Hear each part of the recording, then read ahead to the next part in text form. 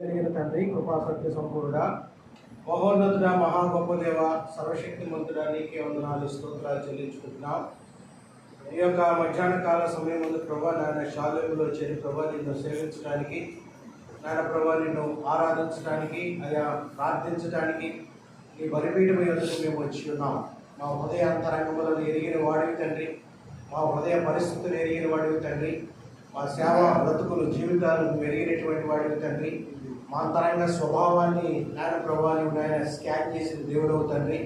మన ప్రభాని ఎదుటికి నాయన సాగిలపడి ప్రభా నాయన ప్రభాని ఎదుట నాయన ప్రభా నీ యొక్క వాక్యాన్ని నాయన ప్రభు మేము ధ్యానిస్తూ ఉంటుండగా తండ్రి నీ వాక్యం ద్వారా మమ్మల్ని సంధించి నడిపించమని ప్రార్థన చేస్తూ ఉన్నాం, హెచ్చరించమని ప్రార్థన చేస్తూ ఉన్నాం. నాయన ప్రభా మరి మమ్మల్ని మేము సరి చేసుకోవడానికి ఉపయుక్తంగా నీ మాటలు ఉండగలిగినట్లుగా సహాయం చేయమని ప్రార్థన చేస్తూ ఉన్నాం. కృపగలిగిన దేవుడు నీ యొక్క సహాయానికి వస్తూ నీ సెలవు చాటును మరుగుపరుచుకొని మీరు మాట్లాడమని, నా తెలివిని జ్ఞానమును సమస్తాన్ని కొట్టివేసి ఆయన నీ యొక్క వాక్యాన్ని బోధించడానికి వివరించడానికి కానీ ఏమాత్రము యోగ్యత అర్హత లేనటువంటి వాడిని అయినప్పటికీ నీ సెలవు రక్తము చేత ప్రభావ కడిగి పవిత్రపరిచి నీ బోరగా వాడుకోవడానికి ఇష్టపడినందుకు నిన్ను స్తుతిస్తూ నీ సహాయాన్ని వేడుతూ యేసుక్రీస్తు అతి శ్రేష్టమైన నామములో ప్రార్థించి వేడుకుంటున్నాము తండ్రి.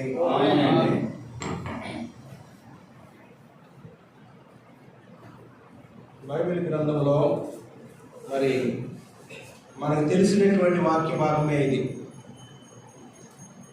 ఇందాక మనం బైబిల్ పైకెత్తి పాట పాడుకున్నాము, బలిబలే మరి పఠింప శ్రేష్ఠ గ్రంథము బైబిల్.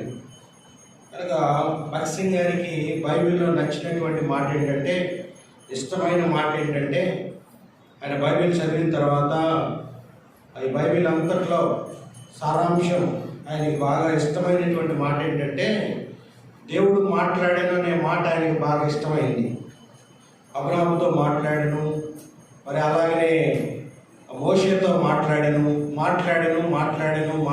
అనే మాట మరి ఆయనకి చాలా ఇష్టమైనటువంటి మాటగా ఆయన తీసుకున్నాడు. మా పితరులు ఎప్పుడూ కూడా, మా యొక్క తాత ముత్తాతలు కూడా, మా తల్లిదండ్రులు కూడా ఎప్పుడూ దేవుడు మాట్లాడాడు అని చెప్పినటువంటి సందర్భాలే లేవు. కనుక ఈ బైబిల్లో చూస్తే దేవుడు అస్తమానం ఒక స్నేహితుడితో మాట్లాడినట్టుగా అబ్రహాముతో మాట్లాడటం, మోషేతో ముఖాముఖిగా మాట్లాడటం, ఈ విధంగా యెహోషువతో మాట్లాడటం, భక్తులందరితో కూడా దేవుడు ఈ విధంగా మాట్లాడుతూ ఉన్నాడు. నాతో ఎందుకు మాట్లాడడం, కనుక నాతో కూడా మాట్లాడాలి అని తను ఒక కండిషన్ పెట్టుకున్నాడు. కనుక మాట్లాడను అనేటటువంటి మాట ఆయనకి ఎప్పుడైతే నచ్చిందో, ఆ నచ్చింది తన జీవితంలో కూడా అన్వయింపజేసుకోవాలని మరి ఎంతగానో ప్రార్థన చేసి దేవుడు మాట్లాడేటట్లుగా, ఎప్పుడు ఆయనతో మాట్లాడేటట్టుగా, ఎప్పుడు ఆయనతో సహవాసం కలిగి ఉండేటట్లుగా, ఎప్పుడు ఆయన మాట్లాడితేనే ఏ కార్యాన్నైనా పూనుకునేటట్లుగా తీర్మానం చేసుకున్నటువంటి వాడిగా ఉన్నాడు. కనుక ఈ గ్రంథము సామాన్యమైనటువంటి గ్రంథం కాదు, మాట్లాడే గ్రంథం. ఆనాటి నుండి కూడా ఈ బైబిల్ గ్రంథానికి అంటే భగత్ సింగ్ గారు దీన్ని ఈ మాటను ఎప్పుడైతే తీసుకున్నాడో, తన జీవితంలోనికి ఎప్పుడైతే అన్వయించుకున్నాడో, అప్పటి నుంచి ఈ గ్రంథానికి ఒక పేరు పెట్టబడింది, మాట్లాడే గ్రంథం. ఈ గ్రంథం పేరు ఏంటంటే మాట్లాడే గ్రంథం. ఇంతకుముందు ఎవరు కూడా అంత ఛాలెంజింగ్గా ఆ మాటను తీసుకోవాలి. ఎప్పుడైతే ఆయన తీసుకున్నాడో ఆ మాటని, అప్పటి నుంచి ఈ గ్రంథానికి మాట్లాడే గ్రంథము అనే పేరు పెట్టబడింది. దానికంటే ఇప్పుడు ఇక్కడ రాయబడినటువంటి పరిశుద్ధ గ్రంథము, దానికంటే వెనకాల ఇంకొక పేరు ఉండేది చరిత్రలో. అచ్చు వేయబడిన తర్వాత ఏ గ్రంథం అని దాని మీద అచ్చు వేశారంటే సత్యవేద గ్రంథము అని అచ్చు వేశారు. తర్వాత పరిశుద్ధ గ్రంథం అని అచ్చు వేశారు. తర్వాత ఈ గ్రంథాన్ని పరిశుద్ధ గ్రంథం కంటే కూడా భగత్ సింగ్ గారు దానికి పెట్టిన పేరు ఏంటంటే మాట్లాడే గ్రంథము అని పేరు పెట్టాడు. కనుక ఇంకే గ్రంథం మాట్లాడదు, ఇన్ఫర్మేషన్ ఇస్తుంది అంతే, సమాచారాన్ని ఇస్తుంది అంతే, అకాడమిక్ నాలెడ్జ్ తెలియజేస్తుంది అంతే. సబ్జెక్ట్ బుక్స్ అకాడమిక్ నాలెడ్జ్ మాత్రమే తెలియజేస్తాయి. న్యూస్ పేపర్ సమాచారాన్ని తెలియజేస్తాయి. మిగిలిన గ్రంథాలన్నీ కూడా కథలు తెలియజేస్తూ ఉంటాయి. అయితే బైబిల్ గ్రంథం ఒక్కటే మాట్లాడేటటువంటి గ్రంథం. సరే, ఈ గ్రంథానికి చారిత్రాత్మకంగా ఎన్నో మరి ఆధిక్యతలు ఉన్నాయి. అలాగే ఈ గ్రంథం గురించినటువంటి మరి చారిత్రక హిస్టారికల్ ఈవెంట్స్ ఉన్నాయి. ఇప్పుడు అవన్నీ మనం ధ్యానం చేసుకోబోము, కానీ మనం చదువుకున్నటువంటి వాక్య భాగంలోకి వద్దాం. మనందరికీ మరి ఇష్టమైనటువంటి వ్యక్తి బైబిల్ గ్రంథంలో, మనకే కాదు దేవునికి ఇష్టడైన వాడు, అలాగనే ఇష్టడు మాత్రమే కాదు ఇంకా డెప్త్కి వెళ్తే హృదయానుసారుడైనటువంటి వాడు. హృదయానుసారుడైన వాడు ఎవరైనా మనందరికీ తెలుసు కదా. పాత నిబంధన గ్రంథంలో దేవుడు తన పరిచయం చేసుకోవడానికి తన క్యారెక్టర్ అడ్రస్ ఎవరని చెప్పుకున్నాడు మోషేతో అంటే ఏం చెప్పుకున్నాడు? నేను అబ్రహాము, ఇస్సాకు, యాకోబుల దేవుడిని. దేవుడు తన అడ్రస్ని, ఒక క్యారెక్టర్ అడ్రస్ మనుషుల్ని ఉపయోగించుకొని నేను వారి దేవుడిని అన్నాడు. సో ఎంత తగ్గించుకొని నేను వారి దేవుడిని అంటా ఉన్నాడు. నేను అబ్రహాము, ఇస్సాకు, యాకోబుల దేవుణ్ణి, నీ పితరుల దేవుణ్ణి అని చెప్పుకోవడానికి ఇష్టపడ్డాడు దేవుడు. అంటే మనుషుల్ని అడ్రస్గా చేసుకొని తను పరిచయం చేసుకుంటా ఉన్నాడు. కనుక నేను అట్లా కాదు, వదిలిపెట్టలే మోషే. అట్లా కాదు, నా పితరుల పేర్లు నాకు తెలుసు, మా అమ్మ ఉగ్గిపాలతో నుంచి నన్ను పెంచినప్పుడే ఆ పేర్లు నాకు చెప్పింది, ఓకేలే, కానీ నీ పేరేంటి? నా పితరుల పేరు మరలా నువ్వు నాకు చెప్తా ఉన్నావు, అసలు నీ పేరేంటి అని అడుగుతా వచ్చాడు కదా. కానీ ఇప్పుడు ఆయన చెప్పాడు, ఆయన పేరేంటో చెప్పాడు. యాక్చువల్గా ఆయన పేరు కాదు అది, ఆయన స్థితి కదా. నేనున్నవాడను అనువాడనై ఆయన స్థితిని చెప్పాడు. కనుక నేను ఉన్నవాడను అనువాడను, ఉన్నాను, ఉంటున్నాను, ఉండబోతున్నాను, అది దాని అర్థం. ఉన్నాను, ఉంటున్నాను, ఉండబోతున్నాను, నేను ఉన్నవాడను అనువాడనై ఉన్నాను. మంచిది.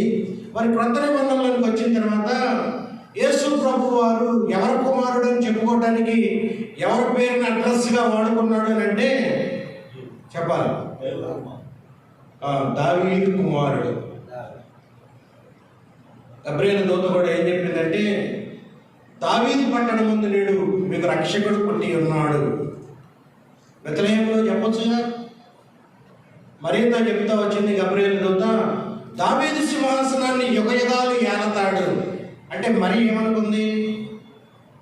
ఒక దావీదు పుడతాడు, ఒక బొల్లి దావీదు నా గర్భంలో పుడతాడు అంటే దావీదుని అడ్రస్గా చెప్పినటువంటి సందర్భాలు ఇక్కడ మనం చూడగలుగుతాం. కనుక బైబిల్ గ్రంథంలో మంచి ఫెమిలియర్ కలిగినటువంటి క్యారెక్టర్ ఏదైనా ఉంది అని అంటే అది ఎవరంటే దావీదే. మనకి ఈ సంవత్సరం వాగ్దానం కూడా ఏమిచ్చారు? దావీదు సమస్తమును సంపాదించుకొనెను. కనుక అలాంటి గొప్పవాడు. ఇంకొక కొసమెరుపు ఏంటంటే బైబిల్ గ్రంథంలో ఎవరి పేరు ఎక్కువగా మెన్షన్ చేయబడింది అని అంటే ఎవరి పేరు అంటే 1000 సార్లు కంటే ఎక్కువగా మెన్షన్ చేయబడిన పేరు సమూయేలు గ్రంథం మొదలుకొని ప్రకటన ఆఖరి అధ్యాయం వరకు ఈయన పేరే రిపీటెడ్గా అకపడతా వచ్చింది. ఆ పేరు ఏం పేరంటే దావీదే. దావీదు పేరు 1000 సార్లు కంటే ఎక్కువగా బైబిల్ గ్రంథంలో దేవుడు అనేటటువంటి పదం తర్వాత మనిషి పేరు మెన్షన్ చేయబడినటువంటి పేరు ఏదైనా ఉంది అని అంటే అది దావీదు పేరు. 1000 సార్లు కంటే ఎక్కువగా మెన్షన్ చేయబడినటువంటి పేరు ఆ పేరు. కనుక దావీదు అంత ఫెమిలియర్ పర్సను, అలాగనే హృదయానుసారుడు, అలాగనే ఇష్టానుసారుడు, అలాగనే నేను కోరుకున్నవాడు ఇతడే అని అభిషేకానికి ముందుగా సమూయేలుతో మాట్లాడినటువంటి పేరు ఆ పేరు. కనుక ఆయన జీవిత సంవత్సరాలలో ఎన్నో గుణపాఠాలు నేర్చుకున్నాడు. ఆయన ఎన్నో చేదనుభవాలు అనుభవించాడు. ఆయన కొంత సంతోషము ఉంది, కొంత దుఃఖము ఉంది, కొంత చేదనుభవాలు ఉన్నాయి, కొంత క్లచెస్లో ఉన్నటువంటి వాడిగా ఉన్నాడు. అలాగనే మరి ఇంకా ఆయన ట్రెడ్మిల్ మీద కూడా తన యొక్క జీవితము జీవించినటువంటి వాడిగా ఉన్నాడు. అలాగే అతనికి టార్చర్ కూడా ఉంది. కనుక అలాగే ఆయన హిట్ లిస్ట్లో కూడా ఉన్నటువంటి వాడిగా కూడా ఉన్నాడు. ఇన్ని ఉన్నాయి ఆయనలో. కనుక ఆయన చనిపోతున్నప్పుడు చెప్పినటువంటి ఆ యొక్క జీవిత సారాంశపు మాటలు మనం ఇప్పుడు ధ్యానం చేసుకోబోతాము. ఎసెన్స్, దావీదు జీవితంలో దావీదు చెప్పేటటువంటి ఆ యొక్క సారం, ఎసెన్స్ చాలా ప్రాముఖ్యమైనది కదా, చాలా విలువైనది. ఎసెన్స్ అంటే సారం అన్నమాట. ఉదాహరణకి మనకు బాగా అర్థం కావాలంటే, ఒక ఆకులో నుంచి పసర తీయాలి అని అంటే దాన్ని బాగా నలిపి నలిపి నలిపి నలిపి బాగా ఒత్తి ఇలాగా మరి ఒత్తినప్పుడు 2-3 చుక్కలు పడతాయి కదా, 2-3 చుక్కలు పడతాయి. ఆకు ఎంతలా ఉండొచ్చు, ఇంత ఎడల్పు ఉండొచ్చు. కానీ దాన్ని నలిపి నలిపి నలిపిన తర్వాత దాని ఎసెన్స్ 2-3 చుక్కలే పడతాయి. ఆకేమో చాలా పెద్దది, అయినా కానీ పడేటటువంటి డ్రాప్స్ మాత్రం 3-4 చుక్కలు 2-3 చుక్కలు పడతాయి. అవి చాలా ఇంపార్టెంట్. ఆ ఆకులో ఉన్న సారం చాలా ఇంపార్టెంట్. అలాగనే దావీదు కూడా తన జీవితంలో తన ఎసెన్స్ చెప్తా ఉన్నాడు అనమాట. ఎసెన్షియల్ వర్డ్స్ చెప్తా ఉన్నాడు. ఇంకా మనకు బాగా స్ట్రైక్ అవ్వాలి అని అంటే, మన పెద్దలు, మన పూర్వీకులు, మన తాతలు కానీ ముత్తాతలు కానీ నాయన కానీ చనిపోయేటప్పుడు మనల్ని దగ్గరికి పిలిచి కొన్ని మాటలు చెప్తాడు కదా, కొన్ని మాటలు చెప్తాడు. ఆ మాటలు చాలా విలువైనటువంటి మాటలుగా మనం వింటాం. కానీ ఈ రోజుల్లో ఏం చెప్తాడని వింటాం? ఎంత ఆస్తి ఉంది, ఎంత బ్యాలెన్స్ ఉంది, ఎన్ని ఎల్ఐసి పాలసీలు కట్టాడు, ఎంత మరి మ్యూచువల్ ఫండ్స్లో డబ్బులు ఉన్నాయి, లేకపోతే ఎక్కడెక్కడ ఏమి ఉన్నాయి, ఇవన్నీ చెప్తాడేమో. ఎక్కడెక్కడ పొలాలు ఉన్నాయి, స్థలాలు ఉన్నాయి, ఎవరెవరికి ఎంతెంత రాశాడు చెప్తాడేమోనని ఈ రోజుల్లో ఎదురు చూస్తూ ఉంటుంటారు. కానీ పూర్వ దినాలలో పితరులు చనిపోయేటప్పుడు వాళ్ళ జీవిత సారాంశపు మాటలు చెప్పేవాడు. అవి బ్రతికినంత కాలం వాళ్ళు నెక్స్ట్ తరం వారు గుర్తుపెట్టుకునేవాడు. మా తాతకి చెప్పాడు, మా నాయనకి చెప్పాడు, ఈ మాట చెప్పి చచ్చిపోయాడు. కనుక ఎంత విలువైనటువంటి మాట. ఆ మాటకి చాలా వెయిటేజీ ఉంటుంది. ఆ మాట తీసేసేటటువంటిది కాదు. అలాగనే హృదయానుసారుడు, దేవునికి ఇష్టానుసారుడు, కోరుకున్న వ్యక్తి చెప్తున్నటువంటి మాటలు మరి మనకు విలువైనయా లేకపోతే కొట్టేయాల్సినయా? చాలా విలువైనవి. మనమేం హృదయానుసారులుగా జీవించలేము, మనమేం ఇష్టానుసారులుగా జీవించలేము. కనుక దావీదు మరి తన కుమారుడైనటువంటి సొలొమోనుని పిలిచి చెప్తున్నటువంటి ఆ ఎసెన్స్ మాటలు ఇక్కడ మనం చదువుకున్నాం. కనుక ఇందులో ఉన్నటువంటి మాటలన్నీ ఒకదాని వెంబటి ధ్యానం చేయడానికి సమయం సరిపోదు. కానీ ఆయన చెప్పిన ఎసెన్స్ ఆ 4 చుక్కలు మాత్రమే చెప్పుకుందాం. అయితే చనిపోతా ఆయన కొంతమంది పేర్లు మెన్షన్ చేసి చచ్చిపోయాడు. ఈ మాటలు చెప్పాక దావీదు చనిపోయాడు. ఆయన మొదటిగానే చెప్తున్నాడు, లోకులందరూ పోవలసిన మార్గంలోనికి నేను వెళ్ళిపోతా ఉన్నాను సొలొమోనా, నా ఆఖరి మాటలు విందు కానీ రా అన్నాడు. కనుక సొలొమోను వచ్చాడు, 4 మాటలు చెప్పాడు. 11 వచనాలు చదివేమలే కానీ ఆ 11 వచనాలలో ఉన్నటువంటి సారం ఏంటంటే 4 మాటలు. మొదటి మాట ఏంటంటే, దేవుడు నాకు ఒక వాగ్దానం చేశాడు, సొలొమోనా, నా తర్వాత రాజ్యాధికారం నీదే కదా, నువ్వు పరిపాలించాలి అని అంటే, ఈ రాజ్యాన్ని సుభిక్షంగా పరిపాలించాలి అని అంటే, దేవుని చేత మెప్పు పొందేటటువంటి పరిపాలన నువ్వు పరిపాలించాలంటే, ప్రజల చేత మంచి మన్నన నువ్వు పొందుకోవాలి అని అంటే, ఈ చెప్పేటటువంటి మాటలు నువ్వు జాగ్రత్తగా విను. మొదటి మాట ఏంటంటే, ఏం చెబుతూ వచ్చాడంటే, ఈ యొక్క సింహాసనం మీద 2 సమూయేలు గ్రంథము 7వ అధ్యాయం 16వ వచనంలో చెప్పినటువంటి మొదటి మాట, 2 సమూయేలు 7:16, నీ మట్టుకు నీ సంతానమును నీ రాజ్యమును నిత్యము స్థిరమగును, నీ సింహాసనము నిత్యము స్థిరపరచబడును అని తనకు కలిగిన దర్శనమంతని బట్టి, నీ మట్టుకు నీ సంతానము నీ రాజ్యం నిత్యము స్థిరపరచబడును. కనుక దేవుడు నాకు ఒక వాగ్దానం ఇచ్చాడు, నీ గర్భములో నుంచి వచ్చేటటువంటి కుమారులు ఎప్పుడు సింహాసనాన్ని ఏలేటటువంటి వారుగా ఉంటారు, సింహాసనాన్ని ఏలక మానరు అని నాకు గొప్ప వాగ్దానం చేశాడు. 2వ క్రానికల్ గ్రంథం, 2వ దినవృత్తాంతాల గ్రంథం 7వ అధ్యాయము 18వ వచనం. 2వ దినవృత్తాంతాల గ్రంథం 7వ అధ్యాయము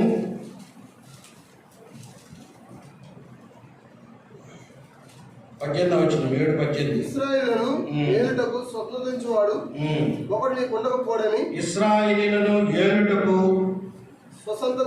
స్వసంతతి వాడు ఒకడు నీకుండక మానడని నేను నీ తండ్రి అయిన దావీదుతో చేసిన నిబంధనను బట్టి నేను నీ రాజ్య సింహాసనమును ఇది ఎవరు చెబుతున్నారు? దేవుడే చెబుతున్నాడు. నీ తండ్రికి నేను ఒక మాట ఇచ్చాను. ఏ మాట ఇచ్చానంటే, నీ గర్భములో నుండి వచ్చేటటువంటి వారికి ఈ సింహాసనాన్ని యాలక మానడు అని నేను వాగ్దానం చేశాను. ఆ వాగ్దానం నువ్వు నిలబెట్టుకోవాలి అని అంటే, ఆ వాగ్దానం చెడిపోకుండా ఉండాలి అని అంటే నువ్వేం చేయాలంటే, మోషే ధర్మశాస్త్రంలో ఉన్న కట్టడలను, ఆయన శాసనాలను, అదే కదా మనం చదివింది ఇక్కడ మొదటి రాజుల గ్రంథంలో 3-4 వచనాలు అదే ఉన్నాయి. మోషే ధర్మశాస్త్రంలో వ్రాయబడిన దేవుని కట్టడాలను, ఆయన నియమించిన ధర్మమంతటిని, ఆయన న్యాయ విధులను, శాసనములను గాయకొనము. అప్పుడు నీ పిల్లలు తమ ప్రవర్తన విషయంలో జాగ్రత్తగా నుండి నా ఎదుట తన పూర్ణ హృదయంతో, పూర్ణ మనసుతో సత్యమును అనుసరించి నడుచుకొని ఎడల ఇశ్రాయేలీయుల రాజ్య సింహాసనం మీద ఆసీనుడకు ఒకడు నీకుండక మానడని యెహోవా నన్ను గూర్చి ప్రమాణం చేసిన మాటను స్థిరపరచును. కనుక మొదటిగా నువ్వేం చేయాలి అని అంటే, దేవుడు నాకు ఇచ్చాడు, ఆల్రెడీ ఒక వాగ్దానం ఇచ్చాడు, భరోసా ఇచ్చాడు, నమ్మకాన్ని ఇచ్చాడు. కనుక ఆ వాగ్దానము చెదిరిపోకుండా ఉండాలంటే నువ్వేం చేయాలా? మోషే ధర్మశాస్త్రాన్ని అవలంబించాలి. మొదటి ఎసెన్స్ అన్నమాట ఇది. మొదటి మాట, దావీదు చెప్పినటువంటి మొదటి మాట. సింహాసనం మీద ఒకడు ఉండక మానడు. కనుక ఎప్పుడు ఉండక మానడు అని అంటే, మోషే ధర్మశాస్త్రాన్ని, విధులను గైకొన్నప్పుడు మాత్రమే. ఎప్పుడైతే ఉల్లంఘిస్తావో, ఎప్పుడైతే వాటిని త్రోసిపుచ్చుతావో, వాటిని ఎప్పుడైతే న్యారో చేస్తావో, కార్నర్ చేస్తావో, అప్పుడు సింహాసనాన్ని ఇంకొకడు దోచుకుంటాడు, ఇంకొకడు ఆక్యుపై చేస్తాడు. అది ఎప్పుడు ఉండాలంటే మోషే ధర్మశాస్త్రాన్ని పాటించాలి. మొదటి మాట చెప్పాడు. రెండో మాట ఏం చెప్పాడు? చనిపోతా. రెండో మాట ఏం చెప్పాడు? యోవాబుల గురించి చెప్పాడు. ఇక మనుషుల్ని చెప్తున్నాడు. దేవుని గురించి చెప్పాడు, సింహాసనం స్థిరపడిద్దని చెప్పాడు. రెండో మాటగా ఒకటి గురించి చెప్పాడు. ఎవరో అతను అని అంటే 5వ వచనం నుండి 7వ వచనం వరకు ఒక అతను ఉన్నాడు. ఎవరతను? యోవాబు. యోవాబు గురించి ప్రత్యేకంగా మీకు చెప్పక్కర్లేదు, మనందరం కూడా సేవకులమే కాబట్టి. యోవాబు ఎవరు? యోవాబు ఎవరు చెప్పాలా? మేనలుడు గురించి చెబుతున్నాడు. మేనలుడి కంటే ఇంకొద్దిగా పదవి కూడా ఉంది. ఏం పదవి అది? దావీదు సైన్యాధిపతి, మెయిన్ సైన్యాధిపతి అన్నమాట. ప్రాముఖ్యమైనటువంటి సైన్యాధిపతి, విలువ కలిగినటువంటి వాడు. ఈ సమూయేలు గ్రంథాన్ని నేను చదువుతా వస్తుంటే నాకు యోవాబు ఎలా కనబడ్డాడంటే, దావీదు ఆఫ్టర్ దావీదులా కనబడ్డాడు. దావీదు తర్వాత దావీదు లాంటి వాడిలాగా కనబడ్డాడు. ఎందుకంటే దావీదు చేయలేని యుద్ధాలు కూడా యోవాబు చేశాడు. ఇంకా అంటాడు, నా ఒంటి చేత్తో నేను ఇశ్రాయేలుకు రక్షణ కల్పించానంటాడు. నా ఒంటి చేత్తో నేను యుద్ధాలు చేశానంటాడు. కనుక ప్రాణాన్ని పణంగా పెట్టి యుద్ధాలు చేసినటువంటి వాడు. కొన్ని యుద్ధాలకైతే దావీదు నువ్వు అక్కర్లేదు, ఇంట్లోనే ఉండు, కోటలో ఉండు, రాజ్యంలో ఉండు, నేను వెళ్ళి జయించి వస్తానులే అంటే దావీదు అలాగే అతను నమ్మి పంపించినటువంటి సందర్భాలు కూడా లేకపోలేదు. కనుక అలాగనే విజయాలు కూడా తీసుకొచ్చాడు. తన ప్రాణాన్ని ఫలంగా పెట్టి రాజ్యాన్ని కాపాడినటువంటి వాడిగా కూడా యోవాబు ఉన్నాడు. కనుక యోవాబు గురించి చెప్తా ఇలాగా ఈ రాజుల గ్రంథం 2వ అధ్యాయంలోకి వచ్చేసరికి అక్కడ ఏం చెబుతున్నాడు అని అంటే, ఏం చెబుతున్నాడు? ఇది చదవండి, ఈ మాట చదవండి. ఏం చెబుతున్నాడు యోవాబు గురించి? అయితే సిరియా కుమారుని యోవాబు నాకు చేసిన దానిని ఇశ్రాయేలు సేనాధిపతులకు నేరు కుమారుని అబ్నేరు, ఇత్తేరు కుమారుని అమాసాయి వారిద్దరికి అతడు చేసిన దానిని వెరుగుదు. అతడు వారిని చంపి యుద్ధ సమయమైనట్టుగా సమాధాన కాలమందు రక్తమును చిందించి దానిని తన నడుకట్టి మీదను తన పాదరక్షముల మీదను పడవేసాను. కనుక నీకు తోచినట్లు అతన్ని చేయవచ్చును, కానీ అతని నెరసిన తల వెంట్రుకల సమాధికి నెమ్మదిగా దిగనీయవద్దు.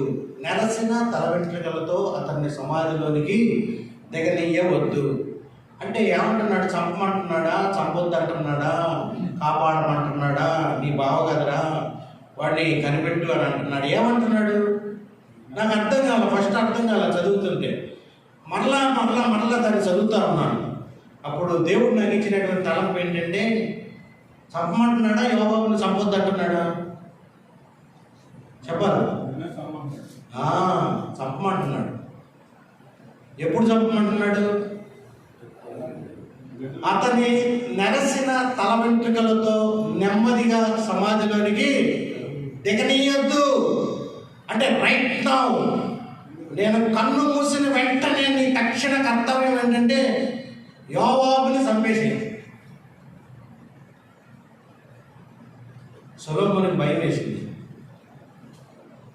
నాయనా నువ్వు చెప్పింది నిజమేనా? అనుమానం వచ్చింది. బావగారిని చంపమంటావా? మనకు లోకంలో కూడా సామెతలు ఉంటాయి కదా, అన్నకి బావకి ఏదో సామెత ఉంది కదా, ఏంటది? బావ అంట మృతుకు కోరుతాడంట, అన్న తమ్ముడంట సాగు కోరుతారని ఒక సామెత ఉంది మనకు కదా. కనుక బావగారిని ఏంటి చంపడం ఏంటి? బావగారిని ఎలా చంపుతాము?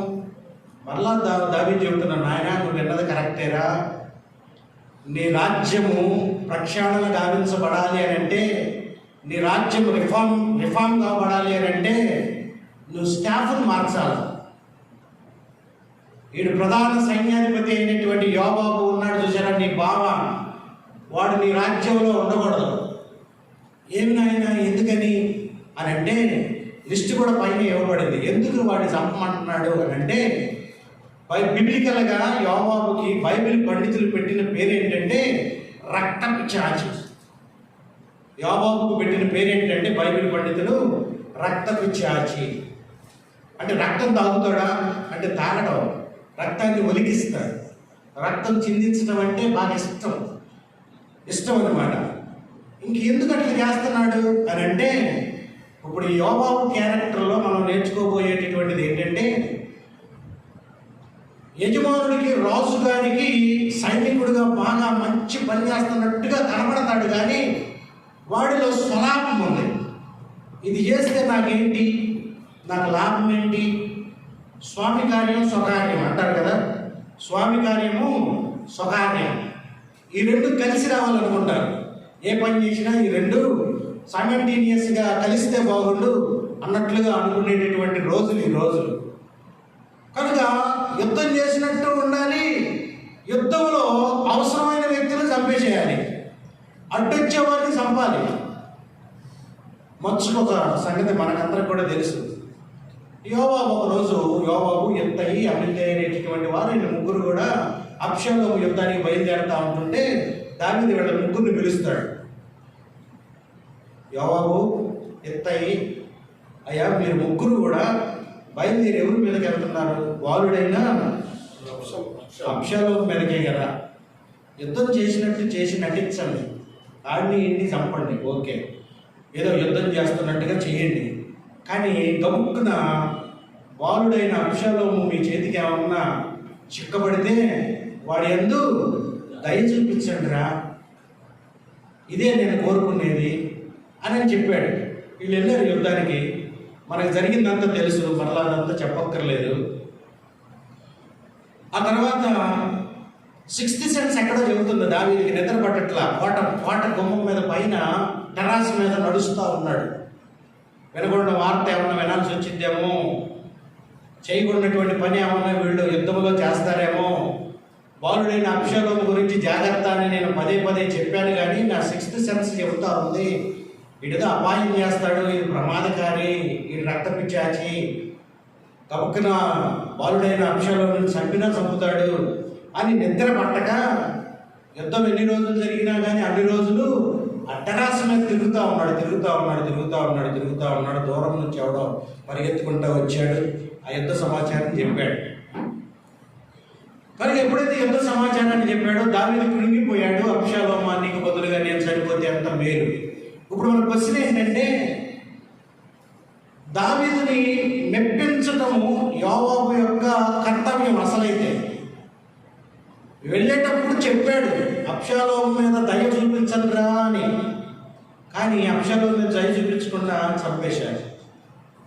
ఆ మస్తకి వృక్షపు ఓడల క్రింద ఆయన వేలాడుతూ ఉంటుంటే, ఆకాశానికి భూమికి మధ్యన వేలాడుతూ ఉంటే నిర్దాక్షిణ్యంగా, కనికరమ లేకుండా నిర్దయగా చుట్టుముట్టేసి రౌండప్ చేసి వరుసగా బాణాలు వదిలి అక్కడికక్కడ చంపేస్తారు కదా.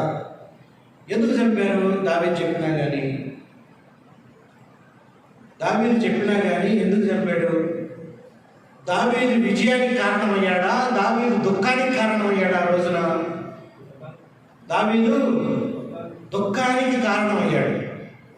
మెప్పించలేకపోయాడు, యజమాని మెప్పించలేదు. అంతే. అందులో తన స్వలాభం ఏముంది అని అంటే, గబుక్కున సొలొమోను రాజు కాకుండా అబ్షాలోము కనుక రాజు అయితే యోవాబు మెడకాయ మీద తలకాయ ఉండదు. అబ్షాలోము మొదటిగా చంపేది ఎవరినంటే, అబ్షాలోము మొదటిగా చంపేది యోవాబుని.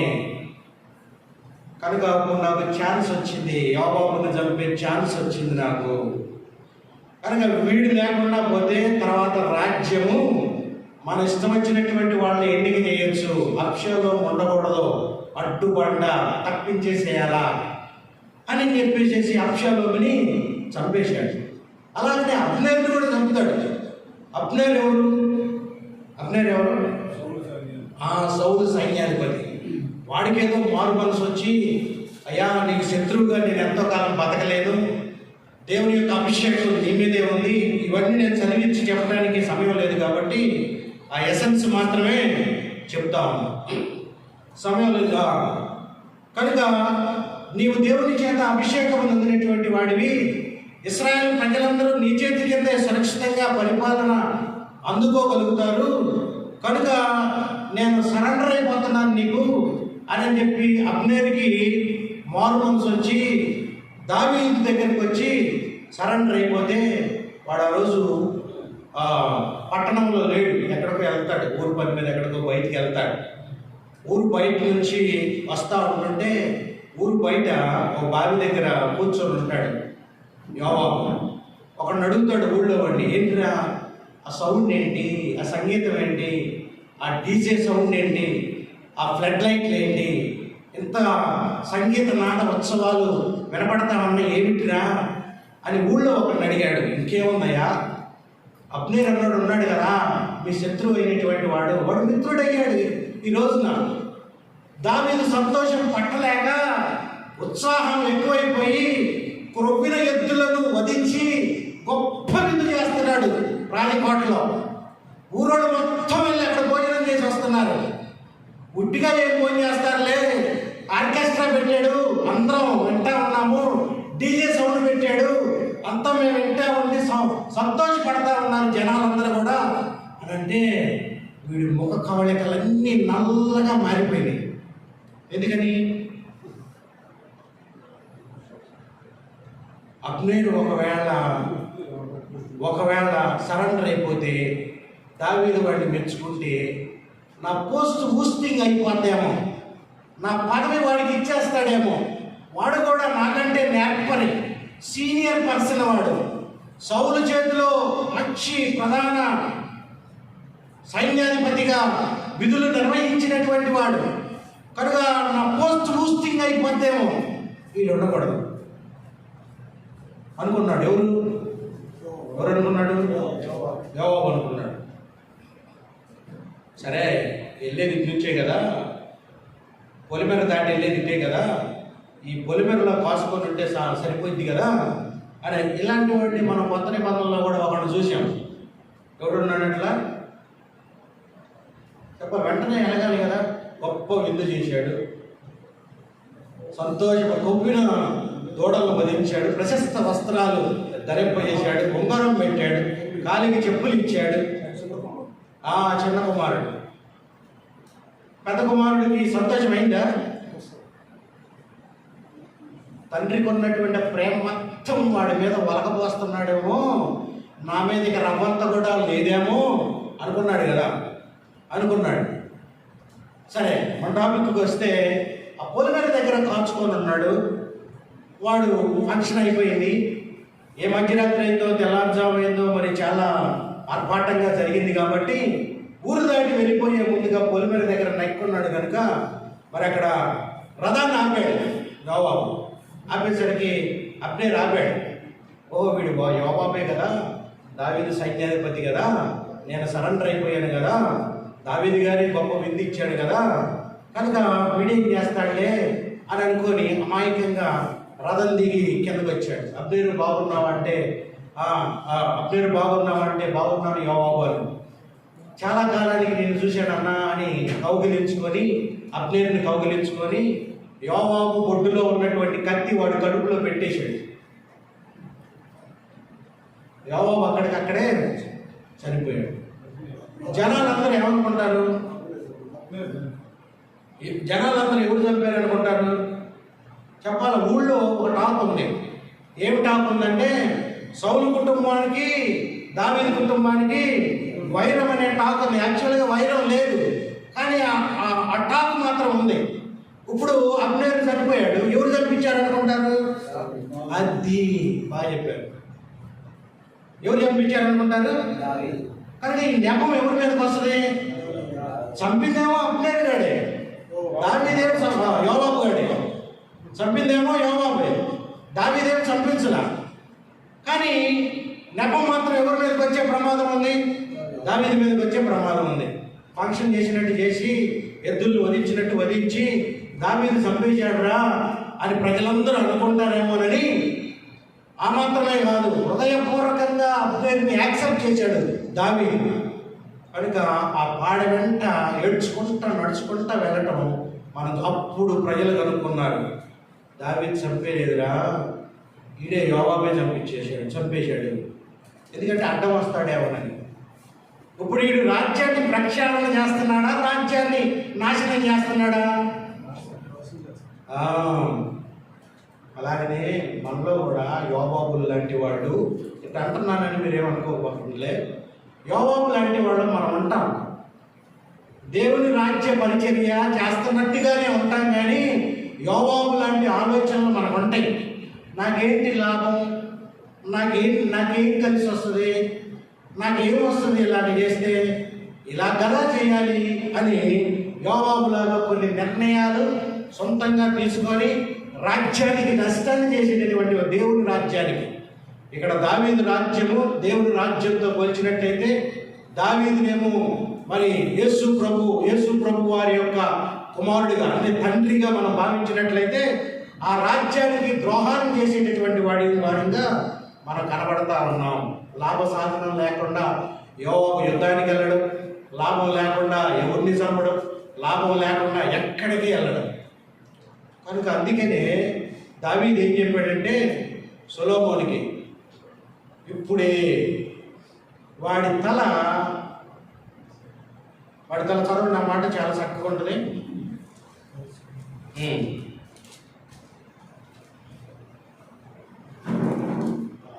నీకు తోసినట్టు అతనికి చేయవచ్చును కానీ అతని నెలసిన తల వెంట్రుకలను సమాధికి నెమ్మదిగా దిగనీయవద్దు. నెలసిన తల వెంట్రుకలను అంటే దాని అర్థం ఏంటి? ఇప్పుడు ఆడి తల నల్లగానే ఉంది, ఏ ఎంట్రిక కూడా ఇంకా తెల్లబడలా. వాడి ఎంట్రికలు ఏమి తెల్లబడే అంత టైం వాడికి ఇవ్వాలి. ఇప్పుడే రైట్ నౌ కింద ఒకటి గురించి చెప్తాడు, షిమి గురించి చెప్తాడు. వాడి నెలసిన తల వెంట్రుకలతో అంటాడు. అంటే వాడికి టైమింగ్, వీడికేమో టైం ఇవ్వాలి. వీడికి టైం ఇస్తే నష్టం, వాడికి టైం ఇచ్చినా పర్వాలేదు. ఇక్కడ నాకు ఒక డౌట్ వచ్చింది చదువుతూ ఉంటుంటే, ఈ టెక్స్ట్ నేను చదువుతూ ఉంటుంటే ఇక్కడ నాకు ఒక అనుమానం వచ్చింది. ఎందుకని సొలొమోను దాకా ఒక్కబట్టుకొని ఆపట్టుకొని కోపాన్ని అణుచుకొని ఇప్పుడు చచ్చిపోయే ముందుగా సొలొమోనుకి చెప్పి అప్పు చెప్పి చచ్చిపోతున్నాడేంటి? దావీదే చంపేసేయచ్చు కదా అని నాకు డౌట్ వచ్చింది. దావీదు చంపేదా? దావీదు ఉంచాడు, చనిపోయిన దాకా ఉంచాడు. ఎందుకు ఉంచాడంటే వాడిలో ఏమన్నా మార్పు వస్తుందేమో, వాడిలో ఏదన్నా పశ్చాత్తాపం కలిగిద్దేమో, నా యొక్క ఏడుపుకి వీడు కారణమయ్యాడు, నా దుఃఖానికి వీడు కారణమయ్యాడు, నా రాజ్యానికి చెడు తెచ్చినటువంటి వాడిగా ఉన్నాడు, కనుక ఈ తప్పు తను ఏమన్నా తెలుసుకుంటాడేమోనని ఓర్చుకున్నాడు. ఇప్పుడు ఏం చేశాడంటే ఓర్చుకోలేక అప్పచెప్పేశాడు సొలొమోనుకి. దేవుడు మళ్ళీ కూడా ఓర్చుకుంటాడు. అప్పచెబుతాడు. న్యాయాధిపతి అయినా దేవునికి అప్పచెబుతాడు. యేసు ప్రభు వారే పసిబాలుడుగా వచ్చాడు, న్యాయాధిపతిగా రాబోతా ఉన్నాడు. ఆ న్యాయాధిపతి చేతికి మనల్ని అప్పచెబుతాడు. సొలొమోనుకి గనక అప్పచెప్పు న్యాయాధిపతి చేతిలో పడితే తప్పించుకోవటం మీకు అసాధ్యం. కనుక దావీదు ఆ మాటలు చెప్పిన తర్వాత, చనిపోయిన తర్వాత వెంటనే సొలొమోను కూడా మరి రథాలను పంపించి, గుర్రాలను పంపించి, తన పిలుసుడని పంపిస్తే యోవాబు దగ్గరికి వెళ్తారు, యోవాబు ఇంటికి వెళ్తారు. అటు రథాలు గుర్రాలు వచ్చినాయి అని చెప్పేసి ఎదర గుమ్మంలో అటన్నింటినీ చూసి వెనక గుమ్మంలో నుంచి పారిపోతాడు. మనకు కూడా సీక్రెట్ డోర్స్ ఉంటాయి కదా ఇళ్ళకి, వెనక గుమ్మాలు ఉంటాయి కదా, వెనక గుమ్మాల నుంచి లేకపోతే బాత్రూమ్ కిటికీలలో నుంచి అద్దాలు తీసుకొని పారిపోయేటటువంటి సందర్భాలు ఉంటాయి. కనుక సైలెంట్లో పెట్టుకుంటే మంచిది. కనుక సొలొమోను ఎప్పుడైతే ఈ రథాలని గుర్రాలను పంపించాడో వెనక నుంచి తప్పించుకొని ఎక్కడికి వెళ్ళాడంటే బలిపీఠ గుడారంలోకి వెళ్ళిపోయి అక్కడ చొరబడి బలిపీఠపు కొమ్ములు పట్టుకుంటాడు అనమాట. యాక్చువల్గా పాత నిబంధన గ్రంథం ప్రకారంగా ఆశ్రయపురాలకు వెళ్ళి లేకపోతే సమాజ మందిరానికి వెళ్ళి బలిపీఠపు కొమ్ములు పట్టుకుంటే వాడికి పశ్చాత్తాపం వచ్చింది, వాడు దుఃఖపడుతున్నాడు, వాడు చేసిన పాపానికి నివృత్తి చేసుకుంటున్నాడు అని విడిచిపెట్టాలి. కానీ అక్కడికి వెళ్ళాక సైలెంట్లో పెట్టుకుంటే మంచిదండి. మళ్ళీ చేస్తారు అది చాలన్నా, మళ్ళీ చేస్తారు, తెలియదుగా పాపం మనకి. సరే వీళ్ళు వెళ్ళారు, సైనికులు వెళ్ళారు పట్టుకునేటానికి. వెనక నుంచి పరిగెత్తి బలిపీఠపు కొమ్ములు పట్టుకున్నారు. అక్కడ నుంచి బలిపీఠపు కొమ్ముల మీద నుంచి లాక్కొస్తే మళ్ళీ పెద్ద దోషమైందేమోనని వీళ్ళు ఫోన్ చేశారు సైనికులు.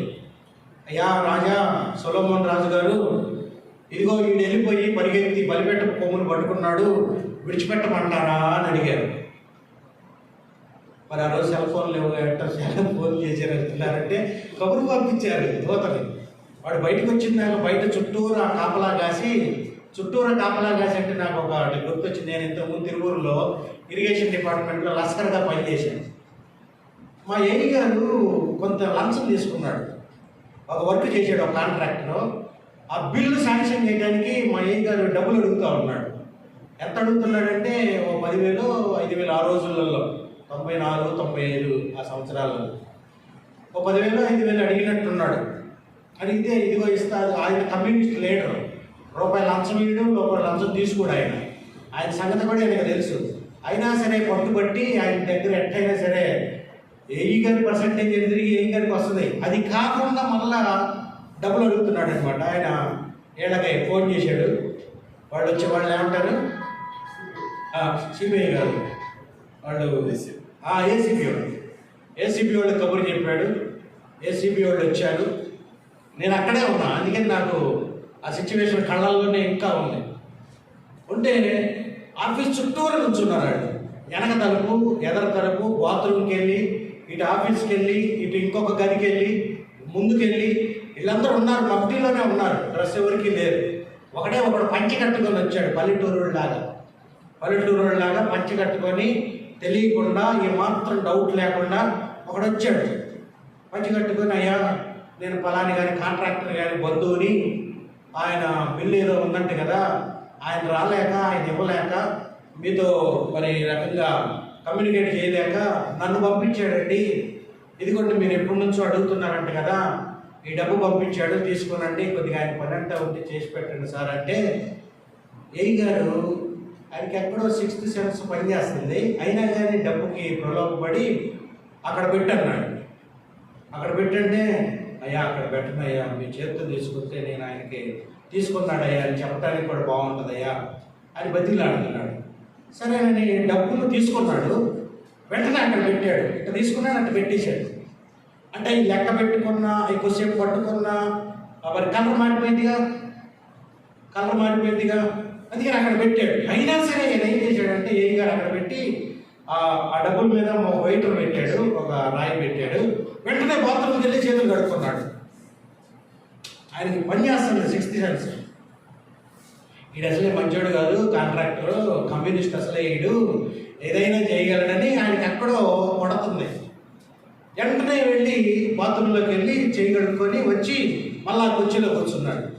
ఎప్పుడైతే కూర్చున్నాడో 4 వ్యక్తులు, వెనకున్నాడు, ముందున్నాడు, పక్కన ఉన్నాడు, మొత్తం వచ్చి తను 2 రెక్కలు పట్టుకొని లేపారు. అప్పుడు ఆయన గుండె రైళ్ళు పరిగెత్తుతా ఉంది. అయినా చేతులు కడిగించాడు. వాళ్ళు ఎక్స్పెక్ట్ చేసినంత పింక్ కలర్లోనికి ఆ వాటర్ మారలేదు, కానీ కొంత పింక్ కలర్లోకి వచ్చింది వాటర్. ఆ సన్నివేశం చూస్తూ ఉంటుంటే యోవాబు గారిని కూడా అట్లా చుట్టుముట్టేశారు. వాడు ఏం బెసకుండా, ఎక్కడ కదలకుండా చుట్టుముట్టి, అయినా వాడు పారిపోయాడు.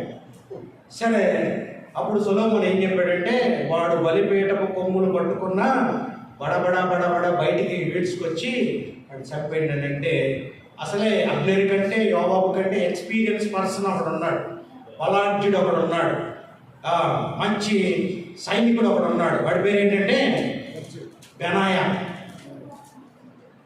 వాడి గురించి చెప్పాలంటే మంచు కాలంలోనంట, మంచు కాలంలో, శీతాకాలంలో కాళ్ళు ముడుచుకొని ఒక సింహం తన గుహలో నిద్రపోతుంటే దాన్ని గుహ లోపలికి వెళ్ళి దాన్ని బయటికి లాగి దాన్ని పగలు చీరాడంట.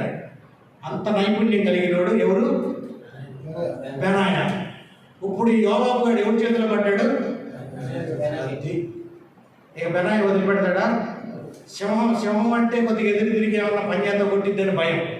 ఈడంటే ఏం భయం? ఇక ఎమ్మటే వాడి మీద పడి వాడు అక్కడికక్కడే చంపేశాడు, యోవాబుని చంపేశాడు.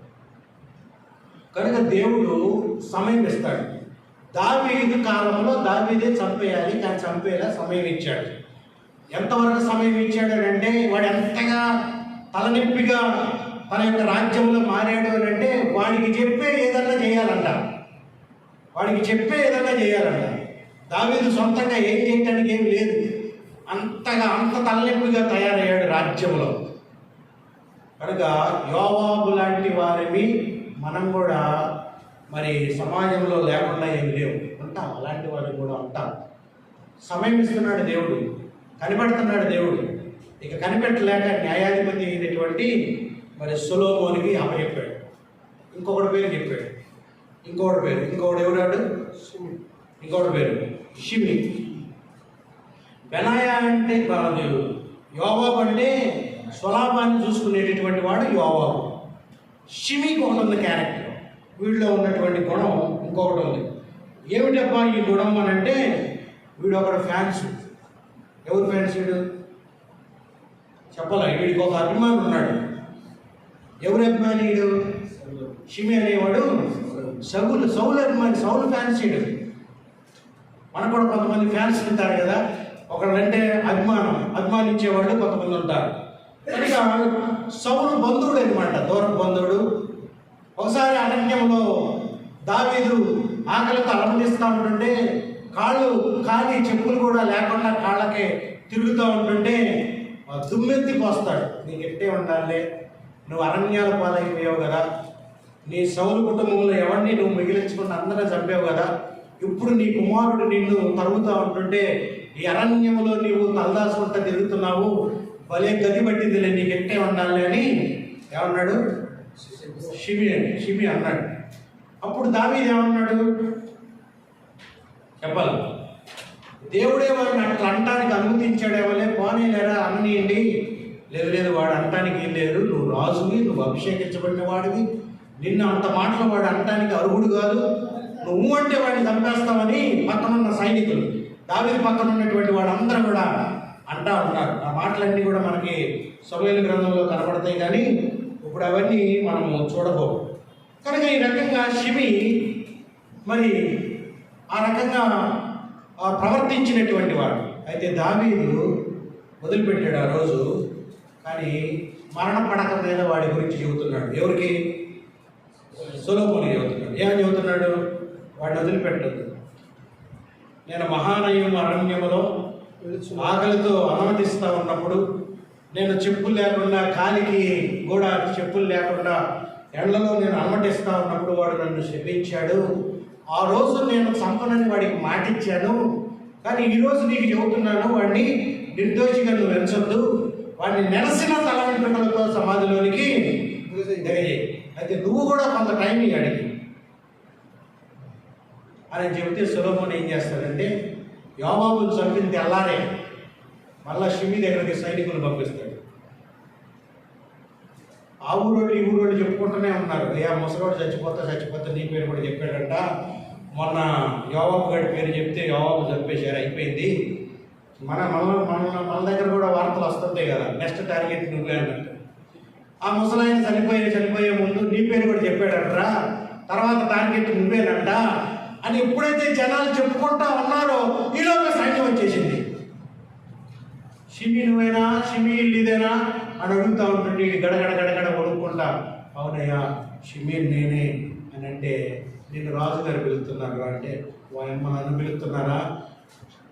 చెప్పారు సైనికులు, ముసలాయన చనిపోతా నీ పేరు కూడా చెప్పాడు రా, అందుకే నేను పిలుచుకు రమ్మన్నారు, అందుకే నేను వచ్చామని అంటే, సరే భయం కోట గుమ్మంలోకి వెళ్ళి లోపలికి వెళ్ళి నుంచుంటాడు. షిమి నువ్వేనా అంటే, నేనే అయ్యా అన్నాడు. సొలొమోను చెబుతా ఉన్నాడు, మా నాన్న చనిపోతా నీ పేరు కూడా చెప్పాడు రా, నిన్నేం చేయమంటావు నువ్వే చెప్పు అన్నాడు. నిన్నేం చేయమంటావో నువ్వే చెప్పు అని అంటే, అప్పుడు ఈడే చెబుతున్నాడు, ఈ నెట్ట చంపాలో ఈడే చెబుతున్నాడు. ఏం చెబుతున్నాడంటే, అయ్యా నేను మన దేశ సమాచారాన్ని ఇతరులకి నేను చెప్పను, మన ఊరు దాటి అసలు నేను వెళ్ళను, ఈ యెరూషలేములోనే ఉంటా. ఒకవేళ ఎప్పుడన్నా నేను యెరూషలేము దాటి వెళ్ళిపోయానని మీకు ఎవరన్నా సమాచారం వస్తే ఆ రోజే నన్ను తుత్తినీలుగా చంపేసేయచ్చు, మీ ఇష్టం అయ్యా, ఇక మీ రాజ్యంలో నేను లోబడి ఉంటాను, మీరు ఎక్కడ ఉండమంటే ఈ ప్రాంతంలో ఎక్కడ ఉండమంటే అక్కడే ఉంటాను, ఆ కిద్రోను వాగు దాటి నేను వెళ్ళిపోను అని చెప్పేసరికి, సరే నీ నోటి మాటను బట్టి నీకు తీర్పు కలుగునుగా కానీ షిమిని ఏం చేస్తాడంటే వదిలిపెడతాడు. సరేరా, నువ్వు చెప్పిన మాటను బట్టి నేను వదిలిపెడుతున్నాను, ప్రస్తుతానికి జాగ్రత్తగా ఉండు, యెరూషలేము దాటి ఎక్కడికి వెళ్ళబాక అని అంటే, సరే అన్నాడు. బాగానే ఉంది. జ్ఞాని కదా సొలొమోను, మౌలుడా జ్ఞాని కదా. ఇంటి చుట్టూరా సీసీ కెమెరాలు పెట్టాడు. వాడి ఇంటి చుట్టూరు ఏం పెట్టాడు? సీసీ కెమెరాలు పెట్టాడు. సీసీ కెమెరాలు పెట్టి మానిటరింగ్ రాజ్యంలో చూస్తూ ఉన్నాడు. మానిటర్ మీద చూస్తూ ఉన్నాడు రాజ్యంలో. మరి ఆ రోజు సీసీ కెమెరాలు లేవు, మానిటర్ లేదు కదా, మీరు ఎట్ట చెబుతున్నారంటే, అంతకంటే నిఘా పెట్టాడు అనమాట. సైనికుల్ని వాడికి తెలియకుండా అక్కడొకటిని పెట్టాడు. వాళ్ళకి అదే డ్యూటీ. ఇక షిమి గాడి ఇంటికి వెళ్ళి పొద్దున్న 6 గంటల నుంచి తెల్లారి 6 గంటల వరకు షిఫ్ట్లు మాదిరిగా వాళ్ళు డ్యూటీలు మార్చుకుంటా ఉన్నారు. ఈ సంగతి ఎవరికి తెలియదు? షిమికి తెలియదు. ఇందాక వాళ్ళు పట్టుకునేవాళ్ళు, లంచాలు పట్టుకునేవాళ్ళు ఎవరాళ్ళు? ఏసీబీ వాళ్ళు కనుక ఎలాగైతే దాచుకొని ఉన్నారో, ఇక్కడ కూడా సీసీ కెమెరాల లాగా డ్యాగ కన్ను అంటారు కదా, కొన్ని ఏగలయ్యి అని వాటి మీద రాశారు, డ్యాగ కన్ను. కనుక డ్యాగ కన్ను నిలిపారు వాళ్ళు అందరూ. వీడికి ఒక రోజు నా అకస్మాత్తుగా వార్త వచ్చింది, అరే మీ ఫ్యాన్స్ వాళ్ళు, మీ కులం వాళ్ళు, మీ జాతి వాళ్ళు, మీ తెగోళ్ళు కిద్రోను వాగు దాటి అవతల గుడారాలు వేసుకొని ఉన్నారంట, నిన్ను చూడాలంటున్నారంట, ఒక్కసారి వెళ్ళి కనపడిరారా అని ఎవరో చెప్పారు ఊళ్ళో వాళ్ళు. చెప్పేసరికి అభిమానం ఆగిద్దా? అభిమానం కట్టలు తెచ్చుకొని వచ్చింది. సరే పట్టపగలైతే ఎవడో ఒకడు చూస్తాడు రాజ్యంలో. పొద్దుగుకి తర్వాత సందకాడ బొంగళ కప్పుకొని ఎవడికి తెలియకుండా వెళ్ళిపోయి మళ్ళీ తెల్లారుజామున 5 గంటలకల్లా మళ్ళీ ఇంట్లో కూర్చున్నాము, ఎవడికి తెలియదులే అనుకున్నాడు. సరే అలాగనే సందకాడ 10 గంటలప్పుడు చీకటి పడిపోయిన తర్వాత అందరు భోజనాలు తిని తడికలు వేసుకొని నిద్రపోయిన తర్వాత వీడు బయలుదేరి బయటికి వెళ్ళి ఆ కిద్రోను వాగు దాటి అవతల ఎవరైతే దిగారో వాళ్ళతో మాట్లాడి, వాళ్ళతో మంతనాలు చేసి, వాళ్ళతో ఆ మాటలు ఈ మాటలు చెప్పుకొని వాళ్ళతో సంతోషపడి మరలా కిద్రోను వాగు దాటి అవతలకు వచ్చి మరలా వాడి గుడారంలో పడుకున్నాడు. ఎమ్మటే ఆ రాత్రే ఈడు వెళ్ళిపోయినప్పుడే ఇటు కిద్రోను వాగు దాటి వెళ్ళిపోతే వాడు ఇటు నుంచి కోట కొమ్మని దగ్గరికి వెళ్ళిపోయాడు. కోటలోకి వెళ్ళాడు. అయ్యా షిమిగాడు రాత్రి వెళ్ళిపోయాడు అయ్యా, తెల్లవారుజామున వచ్చాడు, ఎవరు చూడలేదనుకున్నాడు, మేమందరం చూసామయ్యా అని అంటే వాడు పిలిపించాడు అన్న. పొద్దున్నే ఈడు వచ్చి ఎప్పుడైతే తెల్లారుజామున 5 గంటలకు వచ్చి పడుకున్నాడో బాగా మత్తులో ఉన్నాడుగా, రాత్రి అంతా నిద్ర లేదుగా, ఎగరా షిమి వచ్చాము లేవు అని అంటే వాడు లేచి బయటకు వచ్చి ఏంటే అంటే రాజుగారు పిలుస్తున్నారు. అమ్మడి కాళ్ళు చేతులు గడగడలాడుతూ ఉన్నాయి. ఏంటంటే అమ్మ నేను వెళ్ళింది ఏమైనా తెలిసింది, ఎవరు చూశాడు, ఏదైనా పని అవ్వడానికి పిలిచాడేమో, పొద్దు ఖాళీగా ఎన్నుకుంటాం లేరా అని ఏదైనా రాజ్యంలో చిన్న పని ఏదైనా చెబుతారేమోలే అని అనుకొని సరే వెళ్ళాడు. వెళ్ళేసరికి బాగున్న విషయమే అయ్యా, బాగానే ఉందన్నయ్యా, రాత్రి ఎక్కడికి వెళ్ళాము అమ్మతోడు దుమ్ముతోడు, నేను ఎక్కడికి వెళ్ళలేదయ్యా, అదయ్యా ఇదయ్యా అని అంటే ఇట్రా మోనిటరీ చూపిస్తా ఇట్రా అని డిస్ప్లే చూపించాడు. ఎవడో చూశాడు రాత్రి అంటే వాళ్ళందరం వరుసగా ఉంచున్నారు. అయ్యా నేను చూశానయ్యా, ఈ రాత్రి వెళ్ళాడయ్యా, పలాని గంట పలాని సమయం పలానప్పుడు వీడు వెళ్ళాడు, పలాని సమయం పలాని గంటప్పుడు వీడు కిద్రోను వాగు దాటాడు, ఆ దాటానికి కిద్రోను వాగు దాటానికి అక్కడ ఒక చిన్న పడవ ఉందయ్యా, ఆ పడవ కూడా పలానోడిది, ఆ పడవోడు పిలిచాడు, ఎలా నీ పడవ ఉందా, అయ్యా నా పడవ అక్కడే ఉందయ్యా, పొద్దుగుకెళ్ళి దాన్ని అక్కడ కట్టేసి నేను వస్తుంటానయ్యా, నా పడవేనయ్యా అది, కనుక ఈ పడవ ఎక్కావు, అవతలకి వెళ్ళావు, దాటావు, వచ్చావు పలాని సమయం, మరి నేను ఏం చేయమంటావు? ఇక వాడి నోట్లో నుంచి మాట రాకముందే బెనాయాకి చెప్పాడు, ఆర్డర్ ఇచ్చాడు. అయ్యా బెనాయా వాడి సంగతి చూడరా అంటే వాడు మామూలుడు కాదు కదా, వాడిని అక్కడికక్కడే చంపేశాడు. అంటే షిమి జీవితంలో మనం నేర్చుకోవాల్సింది ఏంటంటే మనం కూడా హృదయంలో కొంతమందిని అభిమానిస్తూ ఉంటాం. కొన్ని వస్తువులను కొన్ని వాటిని మనం అభిమానించి వాటిని పోగు చేసుకోవాలని అనుకుంటా ఉంటాం, వాటిని సొంతం చేసుకోవాలని అనుకుంటా ఉంటాం. కనుక ఏది కూడా ఎవరిని కూడా దేన్ని కూడా ఎక్కువగా ఇష్టపడకుండా దేవుని కంటే ఎక్కువ ప్రాధాన్యత దేనికి రాజు కంటే ఎక్కువ ప్రాధాన్యత ఎవరికి ఇచ్చాడు? బెన్యామీను వంశస్థులకు ఇచ్చి వాళ్ళని చూడటానికి, వాళ్ళ సమాచారాన్ని తెలుసుకోవడానికి, వారితో కాసేపు సంతోషించడానికి అక్కడికి వెళ్ళాడు. రాజు ఆజ్ఞ కంటే దానికి ఎక్కువగా ప్రాధాన్యత ఇచ్చాడు. కనుక ప్రాణాలు కోల్పోయినటువంటి వాడిగా ఉన్నాడు. అలాగనే మనం కూడా మరి దేవుని కంటే ఎక్కువగా దేనికి ప్రాధాన్యత ఇచ్చి దేవుని రాజ్యాన్ని చేజార్చుకుంటున్నాం కదా. దేవుని రాజ్యం పని చేస్తున్నాం, దేవుని రాజ్యంలోనే మనం ఉన్నాం, దేవుని రాజు గురించే మనం ప్రకటన చేస్తూ ఉన్నాం. కానీ రాజును మెప్పించలేనటువంటి దుస్థితిలో మనం దిగజారిపోతా ఉన్నాం, రాజు యొక్క దుఃఖానికి కారణమైపోతా ఉన్నాం, రాజు యొక్క ఏడుపుకి మనం కారణమైపోతా ఉన్నాం, రాజు యొక్క కోపాగ్నికి మనం ఆహుతైపోతా ఉన్నాం. కనుక ఇలాగా మరి పేతురు కూడా ఒకరోజు లాస్ట్లో ఆయన జీవితం ఆఖరి గడియలలో క్రైస్తవ్యం వృద్ధి చెందడానికి ప్రధాన కారణము ఈ రోమ పట్టణంలో, యోధా పట్టణంలో, ఇజ్రాయెల్ దేశంలో ప్రధాన కారకుడు ఎవడురా అని వాళ్ళు ఎంక్వైరీ చేస్తే అయ్యా ఎవరో కాదు పేతురే అని చెప్పారు. సరే ఆ రోమన్ చక్రవర్తి ఏం చేశాడంటే పేతురుని పట్టుకురండి అన్నాడు. ఈ వార్త ఆనోట పేతురుకు కూడా తెలిసింది.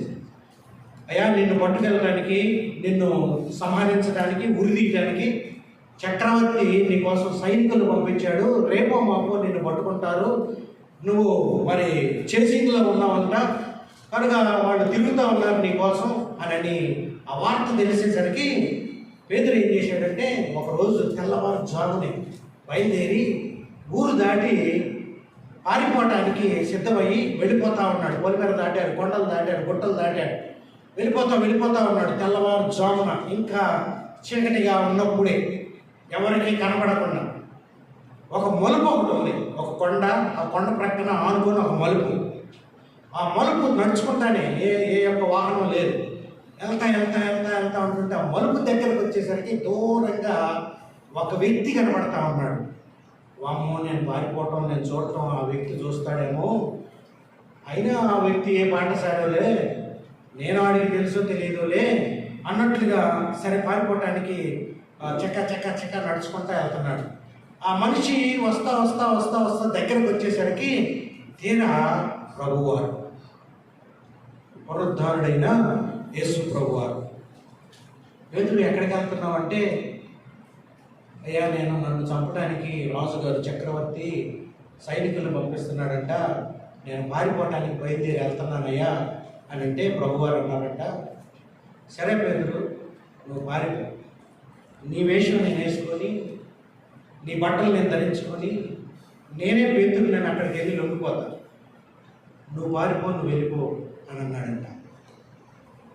అప్పుడు పేతురు అక్కడే మోకాళ్ళ మీద పడి, అయ్యా నా కోసం మరలా నువ్వు సిలువ వేయబడతావా, నా కోసం మరలా నువ్వు సంహరించబడతావా, వద్దయ్యా నేను పారిపోను, నేను వెళ్ళనయ్యా, నేను వెళ్ళి సరెండర్ అయిపోతానయ్యా, నా గురించి మరలా నువ్వు సిలువ వేయబడతావా, నా గురించి నువ్వు అప్పగించబడతావా అని చెప్పేసేసి వెంటనే మరలా వెనక్కి రోమపట్టణానికి వచ్చి మీరు ఎదుగుతున్నటువంటి పేతురుని నేనే అని తను తాను అప్పగించుకున్నాడు. అప్పుడు తనని సిలువైపోతా ఉంటుంటే, యేసు ప్రభువులాగా నేను సిలువైపట్టడానికి అర్హుడిని కాదు, నన్ను తలక్రిందులుగా సిలువేయండి అని అన్నాడు. అలాగే మనం కూడా ఏం చేస్తూ ఉంటామంటే, ప్రభు వారిని మాటికి సిలువ వేస్తూ ఉంటాం. కనుక షిమీలాగా ఒకదాన్ని చంపుకోలేక, ఒక అభిమానాన్ని చంపుకోలేక, ఒక విషయాన్ని చంపుకోలేక, దాన్ని చేయటానికి పూనుకొని దేవుణ్ణి బాహాటంగా మరలా మనం సిలువ వేసేటటువంటి వారిగా కనబడతా ఉంటాం ప్రభు సేవలు, దేవుని పరిచయంలో, దేవుని రాజ్యంలో. కనుక ఆఖరిగా ఇంకొకరు మాట చెప్పి మరి దావీదు మరణిస్తాడు. ఆ ఒక్కరి మాట కూడా ఇవ్వదు. మొదటి మాట ఏం చెప్పాడు?